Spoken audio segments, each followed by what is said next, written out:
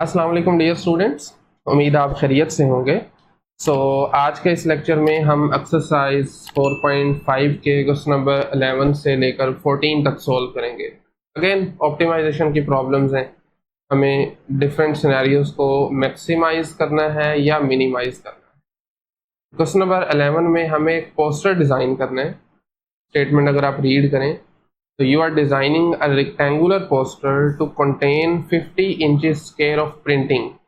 जो printing area है वो 50 इंचेस स्क्वायर है, ये फिक्स है, ये गिवन है, ठीक है। ओवरऑल पेपर में से 4 इंच मार्जिन आपने छोड़ना है टॉप से और 4 ही बॉटम से। इसी तरीके से 2 इंच का मार्जिन रखना है हमने राइट साइड से और 2 इंचेस ही लेफ्ट साइड से। ये फिगर आपके सामने मैंने बना दी हुई है।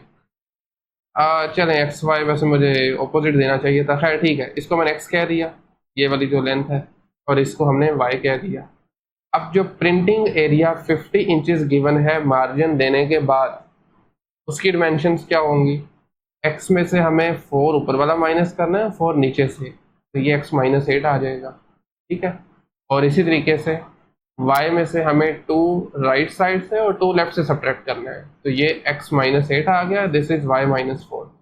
इसका एरिया मतलब इस वाले का एरिया जिसके ऊपर हमने लिखना है बेसिकली मार्जिन छोड़ के, वो गिवन है 50 इंचेस। एरिया का फॉर्मूला लगाइए, length multiply with is equal to 50। अब हमारा पर्पज है इस फंक्शन को मिनिमाइज करना। सेम प्रॉब्लम है अगेन कि ये फंक्शन के अंदर 2 वेरिएबल है, तो पहले इसको हम सिंगल वेरिएबल में लेके जाएंगे। उसके लिए ये इक्वेशन हमारी हेल्प करेगी। इसमें से अब आप पे है, आप चाहें तो y को अलग कर लें या x को कर लें। मैंने y को किया हुआ है, x माइनस 8 उधर जाके डिवाइड हो जाएगा, फिर 4 ऐड करें दोनों तरफ, तो ये y की वैल्यू आएगी। इसको मैंने 2 का नाम दे दिया। इस वाली को y वैल्यू को ज़रा इस इक्वेशन नंबर 1 में लगाएं, x मल्टीप्लाई दिस, मल्टीप्लाई करेंगे तो आपके पास फाइनली ये फॉर्म आ जाएगी, ठीक है। सॉरी, एरिया यही था, उसके बाद डेरिवेटिव चाहिए, तो डेरिवेटिव के लिए हम प्रोडक्ट रूल लगा देंगे, ठीक है। पहले x का डेरिवेटिव जो कि 1 था, 1 आएगा, दूसरा फंक्शन एज इट इज़, फिर x एज इट इज़, दूसरे फंक्शन का डेरिवेटिव जो कि मैंने लिख दिया हुआ है डायरेक्टली, ठीक है। अब सेकेंड डेरिवेटिव भी इसको दोबारा मतलब डिफरेंशिएट करें, तो इसमें देखें पहले 4 प्लस 50 ओवर x माइनस 8 का डेरिवेटिव है, 4 का डेरिवेटिव 0 हो जाएगा, 50 ओवर x माइनस 8 का डेरिवेटिव पावर रूल की मदद से ये आ जाएगा। उसके बाद ये माइनस के 50 को बाहर रखें, x को अंदर ले जाएं, तो यहाँ पे क्वोशंट रूल लगा दिया। खैर सिंप्लीफाई करने के बाद डबल डेरिवेटिव ये आ गया, ठीक है। अब सिंगल डेरिवेटिव से हम क्रिटिकल पॉइंट फाइंड करेंगे। क्रिटिकल पॉइंट दरअसल वो वैल्यूज होती हैं, हमारे केस में चूंकि वेरिएबल x है, तो ये वो x वैल्यू होगी जहाँ पर डेरिवेटिव 0 होगा या अनडिफाइन होगा। अब जरा ऑब्जर्व करें, ये डेरिवेटिव है, 0 का तो हम कर लेते हैं, अनडिफाइन होगा when x is equal to 8। जब 8 लगाएंगे ना, तो ये आपके पास डिनोमिनेटर 0 हो जाएगा, जिसकी वजह से डेरिवेटिव अनडिफाइन हो जाएगा। बट 8 जो है वो हमारी डोमेन में शामिल नहीं है। क्यों? क्योंकि अगर मैं यहाँ पर x में 8 लगाता हूँ तो 8 माइनस 8 सिफर हो जाएगा ना, तो वो एक कह लें कि ट्रिवियल केस बन जाएगा। अगर यही 0 हो गया एरिया, तो फिर आपके पास 50 इंचेस स्क्वायर कैसे उसका एरिया रहेगा, तो बहरहाल ये फिर 8 हम नहीं ले सकते, ठीक है। बाकी डेरिवेटिव को इक्वल टू 0 लगाया, सिंप्लीफाई किया इसको, डिनोमिनेटर से एलसीएम लें, उसके बाद ये x माइनस 8 अगेन 0 नहीं हो सकता, न्यूमिनेटर को 0 लगा लें, 50x माइनस 50x कैंसिल हो गए, बाकी बचा 4 मल्टीप्लाई दिस माइनस 400। 400 में से भी 4 को बाहर निकालें, अंदर 100 बचेगा, जहरी बात है माइनस का। 64 में से 100 करें माइनस, तो माइनस का 36, ये 4 0 हो जाएगा। तो बहरहाल इधर से इसको फैक्टराइज करेंगे तो x की 2 वैल्यूज आ रही हैं, -2 और 18। -2 एक्सेप्टेबल नहीं है क्योंकि लेंथ कभी नेगेटिव हो नहीं सकती, तो only critical point is x is equal to 18। अब आप जानते हैं इस क्रिटिकल पॉइंट को हम सब्सटीट्यूट करेंगे डबल डेरिवेटिव में और देखेंगे क्या आंसर पॉजिटिव है या नेगेटिव है। डबल डेरिवेटिव ऑलरेडी हमने फाइंड किया हुआ था, दिस वन। खैर इसमें वैल्यूज लगाने के बाद आप देख सकते हैं माइनस का 1/2 और साथ में है 13/10। 13/10 होगा 1.3, ये है 0.5, तो आंसर इसका पॉजिटिव आएगा। अगर डबल डेरिवेटिव पॉजिटिव हो तो उस पॉइंट पर हमारा फंक्शन मिनिमम वैल्यू देता है। यहाँ पर भी ऐसे ही होगा। तो आप लिख सकते हैं at x is equal to 18 area is minimum. अब चूंकि हमें डिमेंशंस चाहिए थी, डिमेंशन से मुराद एक्स और वाई दोनों, तो वाई भी हम फाइंड कर सकते हैं इस इक्वेशन की मदद से। 2 का नाम दिया हुआ है 4 + 50 ओवर एक्स माइनस 8। ये देखिए ज़रा, y is equal to 4 + 50 over x which is 18 minus 8, 10 होगा ये। 50 ओवर 10 इज़ 5, 5 + 4 इज़ 9। तो लीजिए जी, डिमेंशन आ जाएंगी 18/9 इंचेस। ये ओवरऑल डिमेंशन रखेंगे तो एरिया आपका कम से कम लगेगा। ठीक हो गया। क्वेश्चन नंबर 12 में वॉल्यूम फाइंड करना है of the largest right circular cone that can be inscribed in a sphere of radius 3। Figure हमारे पास ऑलरेडी गिवन है, ये आप देख सकते हैं। This is a right circular कोन जो कि स्फीयर के अंदर है। स्फीयर का रेडियस 3 है। Basically this is the radius ना, ये सेंटर है। सेंटर से लेकर ये डिस्टेंस यहाँ तक का, मैं एक मिनट इसको थोड़ा हाईलाइट कर देता हूँ लाइन को ताकि क्लियरली विजिबल हो जाए। ये येलो कलर में ये रेडियस है उसका। ठीक है, हमें क्या करना है, वॉल्यूम को find the volume of the largest right circular कोन। तो राइट सर्कुलर कोन के वॉल्यूम को मैक्सिमाइज करना है, ये क्वेश्चन है बेसिकली। वॉल्यूम का फॉर्मूला आपको पता होना चाहिए राइट सर्कुलर कोन के, which is 1/3 pi x square H. X यहाँ पर रेडियस होगा। ठीक है, किसका रेडियस, कोन का, जो कि आप देख सकते हैं ये नीचे की तरफ है। मैं आपको अगेन, ये आपके पास है एक्स, बेसिकली ये रेडियस है कोन का, जिसको उसने एक्स कह रही है, आप आर कह लें, कोई इशू नहीं है, इसलिए मैंने यहाँ पर भी एक्स यूज किया हुआ है। राइट, अच्छा, अब अगेन सेम प्रॉब्लम है। आपका वी फंक्शन है एक्स का और एच दोनों का, इसको सिंगल में लेके आना है।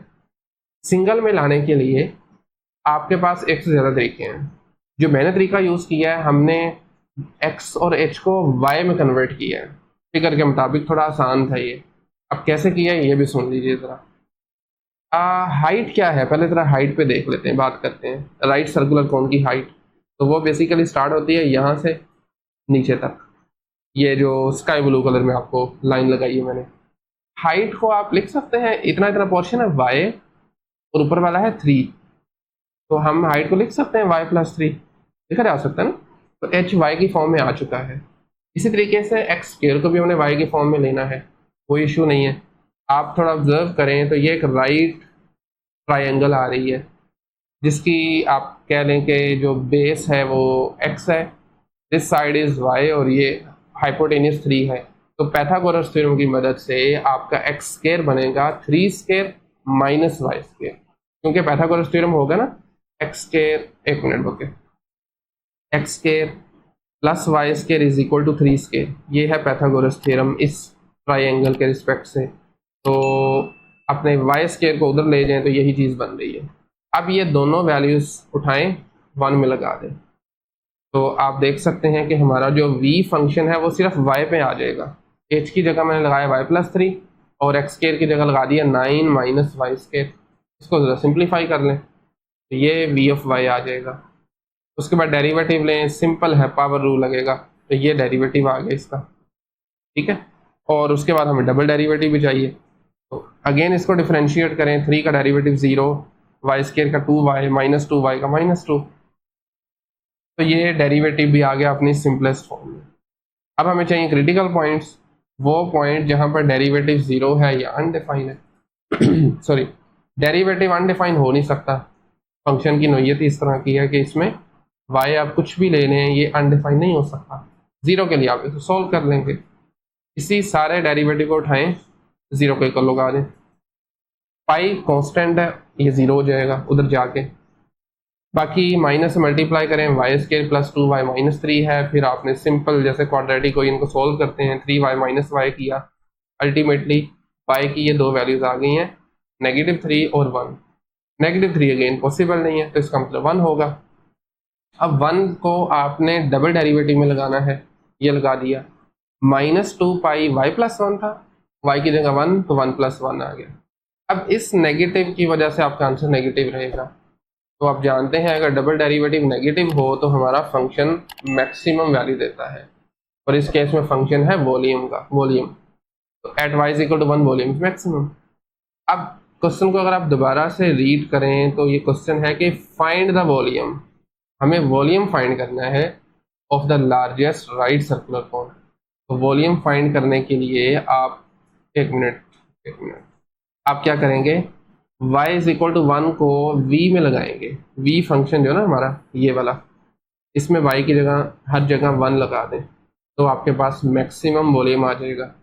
मैंने ऑलरेडी सोल्व कर रखा है इसको, ये आ जाएगा π/3 9 + 27 -1 -3। खैर सिंप्लीफाई करने के बाद 32 π/3 ऑफ कोर्स वॉल्यूम है क्यूबिक यूनिट्स। ठीक है, तो ये है maximum volume largest right circular cone का। ओके, क्वेश्चन नंबर 13 में इजी क्वेश्चन है ये कंपैरेटिवली। तो two sides of a triangle, any triangle have length A and B. मैंने अज्यूम किया ये ट्राइंगल है, ये लेंथ ए और बी है, और उसका जो एंगल बन रहा है बिटवीन देम इज थीटा। ये थीटा कह दिया, हमें थीटा मालूम करना है क्योंकि ट्राइंगल के एरिया को मैक्सिमाइज करे। आसानी से ये कर दिया कि एरिया का फॉर्मूला में बता दिया है 1/2 AB sin थीटा। सिंपल, इसका डेरिवेटिव लेंगे। ए बी भी हमने फिक्स लिए हुए ना, नंबर हैं, कांस्टेंट है, तो theta is the only variable. इस दफ़ा हमें चेंज करने की ज़रूरत नहीं है, थीटा ही सिर्फ वेरिएबल है।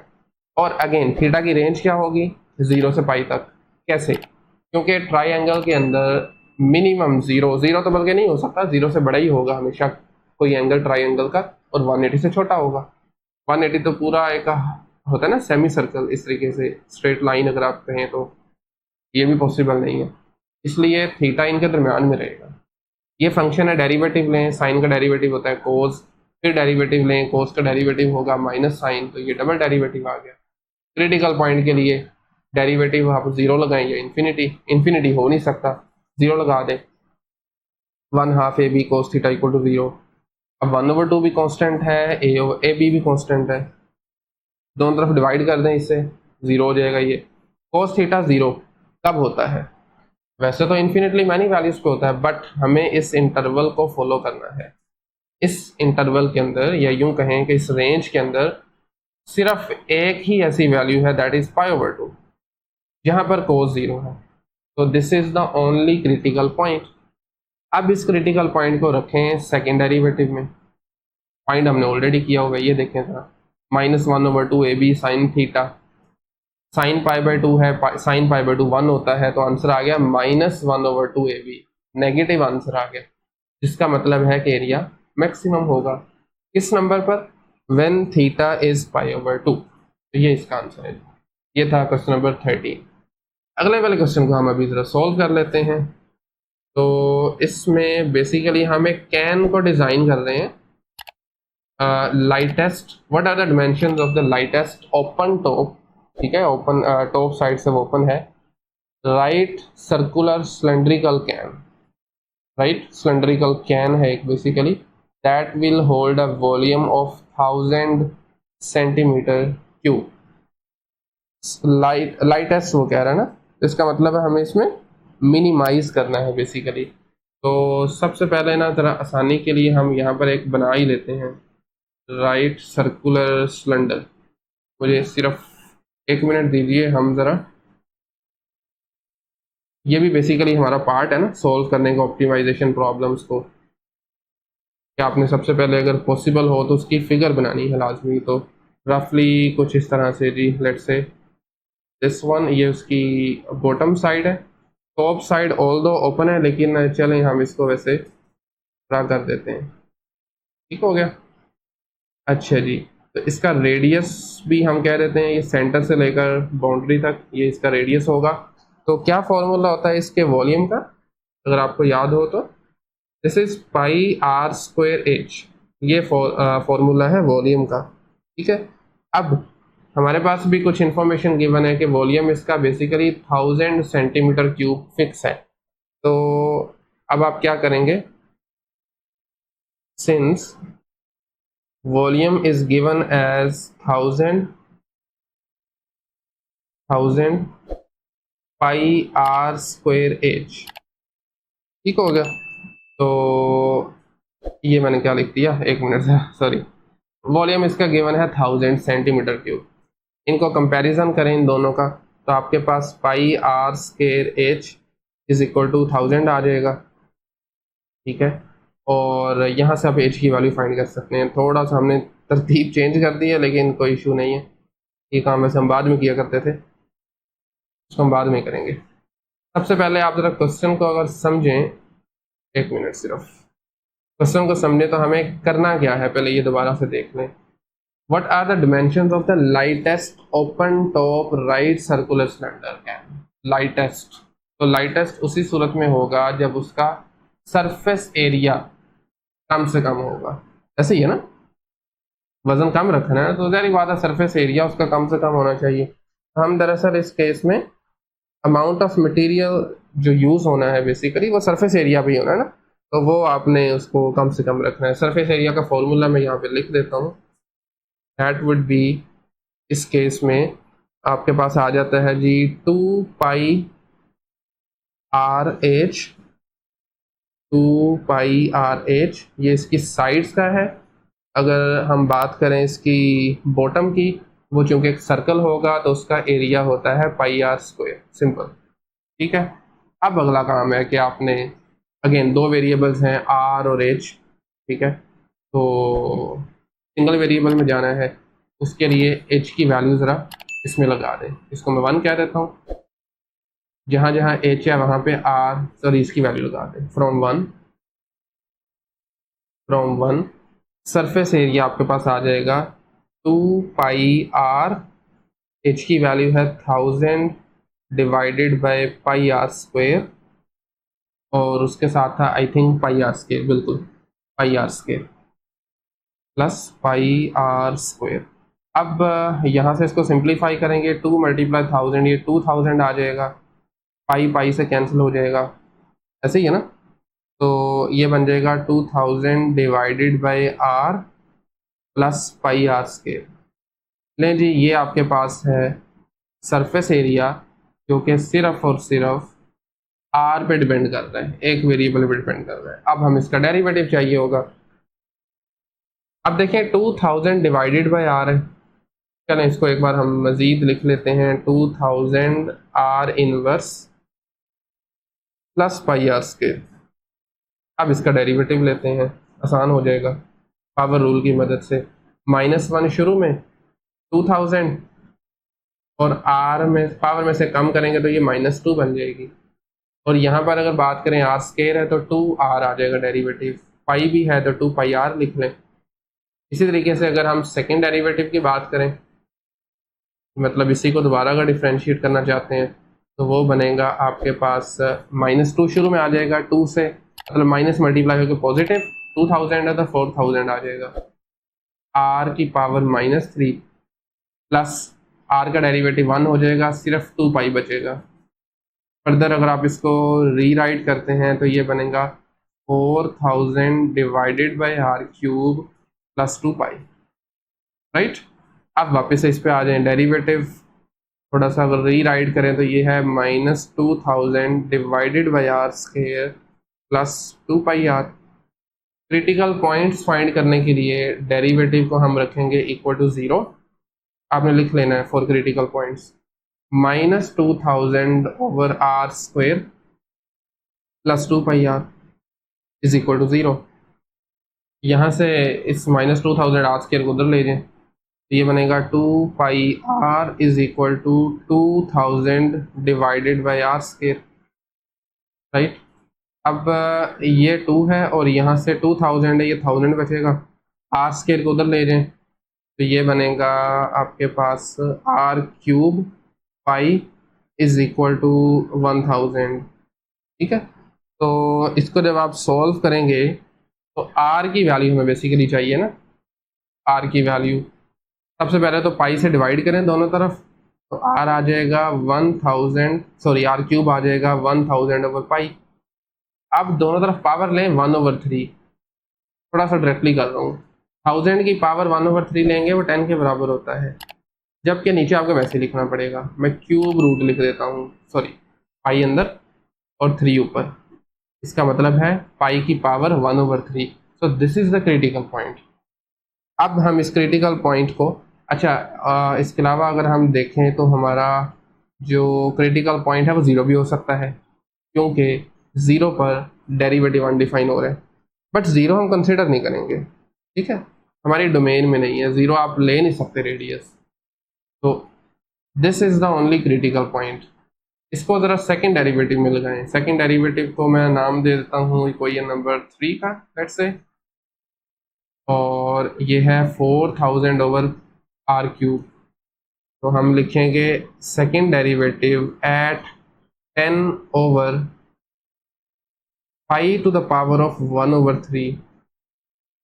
मैं दोबारा देख लूँ, सॉरी, ये आ जाएगा आपके पास 4000/r³, 4000 डिवाइडेड बाई r⁴ यानी कि 1000 divided by cube root of pi, इसकी पावर है 3 प्लस मेरे ख्याल से था 2π, फिर देख लेते हैं, इट इज़ 2π, यस।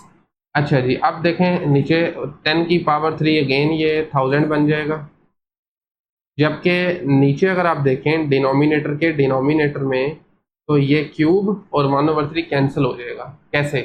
चलें एक स्टेप हम एक्स्ट्रा कर लेते हैं। क्यूब रूट होता है 1/3, होल पावर है 3, 3 से कैंसिल, फर्दर ये 4000 1000 से भी कैंसिल, प्लस 2π है, ये पाई ऊपर चला जाएगा, 4 के साथ मल्टीप्लाई हो जाएगा, तो ये बन जाएगा 4π plus 2π that is equal to 6π। अब पाई एक फिक्स नंबर है विच इज़ अ कांस्टेंट, तो इसका मतलब ये है कि ये हमेशा पॉजिटिव होगा। S⁻' ऑफ 10/क्यूब root of pi, cube root of pi, इसका आंसर आया है 6π, we know it is positive. तो इसका मतलब है कि ये वो नंबर था, वो R था, जो आप अगर पिक करेंगे, क्योंकि हमें मिनिमम वैल्यू चाहिए थी ना, तो वो आपका डबल डेरिवेटिव पॉजिटिव है, तो इसके लिए मिनिमम होगी। नीचे आप वर्डिंग में लिख भी सकते हैं, this implies that at R is equal to 10 divided by cube root of pi we have a minimum surface area. कुछ इस तरीके से आप लिख सकते हैं, we have a minimum surface area, ठीक है। तो ये था क्वेश्चन नंबर 14। आज के लेक्चर को हम यहीं पे क्लोज करते हैं। अगर कहीं से कोई पॉइंट नहीं समझ लग सका तो आप कमेंट सेक्शन में पूछ सकते हैं, अदरवाइज नेक्स्ट लेक्चर में मिलते हैं, क्वेश्चन नंबर 15 से ऑनवर्ड सॉल्व करेंगे। सो आज के लिए इतना ही काफ़ी है, थैंक यू वेरी मच।